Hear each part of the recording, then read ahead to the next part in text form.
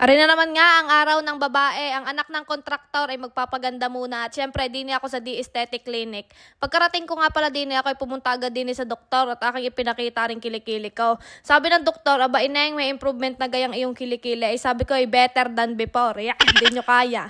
At pagkatapos ng treatment ko guys ay binigyan nila ako ng mga skincare at lotion. Yan ay magagamit ko din daw sa kilikili ko. Hindi daw pwedeng yan sa mukha lamang. Syempre nga naman hindi naman pwedeng mukha lang ang skincare. Kailangan ay pati kilikili ating alagaan. At isa nga pala sa mga rason kung bakit ang aking kilikili daw ay umitim ng gayon, kagagamit ko ng mga product na hindi naman hiyang sa aking kilikili. Kaya naman binigyan ako ng Derma ng toner and lotion. Yung toner ilagay nyo lamang sa bulak at ikis-kis nyo sa inyong kilikili. Lasa ko'y dala naman ang libagdeya, kainaman na. Yung kilikili ko, kung masasabi ko naman better than before. Tingnan ninyo. Talaga noon sobrang diklom na diklom. Tapos talaga ako'y nahihiyang itaas ang kilikili ko. Ngayon huyo kayo ngayon.